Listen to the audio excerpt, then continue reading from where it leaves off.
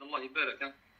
Inch'Allah. Donc, dernière question, question d'une sœur qui dit puisse Allah vous rétribuer grandement, Amin, je refais toujours mes ablutions car j'ai des pertes, mais si je suis en voyage ou je ne suis pas chez moi, j'ai pas compris. Je refais toujours mes ablutions car j'ai des pertes.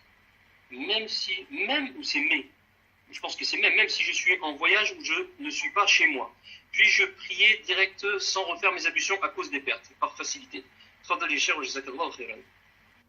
Par rapport aux pertes, on avait dit, Vous avez perdu le mic.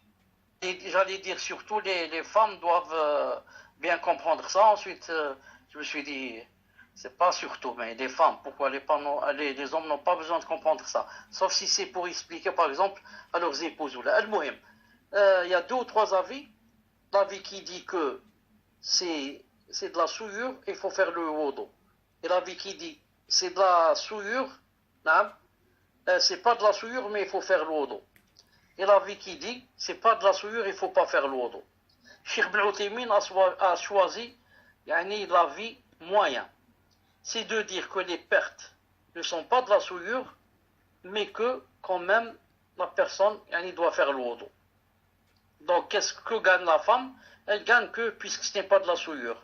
Donc ce n'est pas la peine qu'elle lave ou qu'elle frotte ou lave avec de l'eau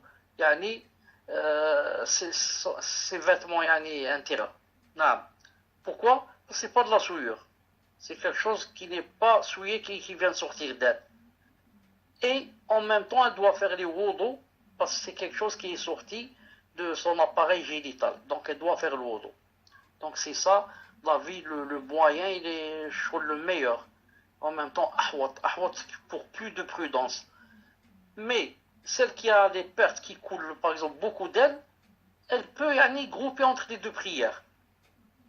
Donc, elle attend le moment où c'est le moment de faire la prière. Quand elle fait le wudu, elle prie par exemple Dhuhr et Asr. Elle prie Maghrib et Isha. Parce que c'est difficile, ces choses-là ne cessent de couler d'elle. Concernant le voyage, pas de règle spécifique. J'ai pas compris cette question. Habib, j'ai pas compris ce que tu veux dire. Cheikh, elle peut mettre une protection et seulement la retirer, ne pas faire les ablutions. Justement, Cheikh Ibn Uthaymin a dit que puisque cette chose est sortie d'elle, elle doit faire les ablutions. Mais ce qu'elle peut ne pas faire, c'est se laver. Laver ses parties et laver ses vêtements. Mais quant à l'wudu, d'après Cheikh Ibn Uthaymin, elle doit faire le wudu. Dans la question, elle dit être voyageuse. Le voyage, ça ne change rien. Le voyage, c'est la personne peut raccourcir la prière. Elle peut grouper par exemple entre les 2 prières à cause d'une chose pareille. Mais elle ne peut pas, par exemple, ne pas faire le wudu, d'après l'avis de Cheikh Ibn Uthaymin. Wallah subhanahu wa ta'ala alam.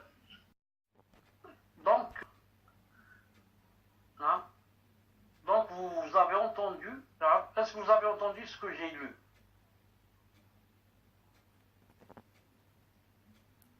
Alhamdulillah. Que d'après Cheikh Ibn Uthaymin, les pertes blanches donc n'annulent pas les pertes blanches. On n'annule pas les ablutions. Je voudrais seulement poser une question. Quelle est la preuve? Quelle est la preuve que ça, c'est sa dernière parole? Et que ce n'est pas le contraire. Et que ce n'est pas qu'il a dit ça, ensuite à la fin, la dernière parole, d'après lui, que ça a annulé les ablutions. Si quelqu'un peut nous ramener une preuve ou une date, ça serait, Inch'Allah ta'ala, formidable, bi'idnillahi ta'ala. Voilà, pour être sûr, c'est sa dernière parole et non pas celle que j'ai citée. Parce que moi, ce que je sais, c'est que Cheikh Ibn Uthaymin a les 2 paroles, où il dit que de prudence, elle lave, elle fait les ablutions, et l'autre où il dit elle ne fait pas. Mais je ne sais pas quelle est celle qui a précédé l'autre. Non. Donc, Inch'Allah Ta'ala, on fera tous Inch'Allah, des recherches de notre part pour essayer de dire c'est quoi, enfin, non. Contact sœur. Non.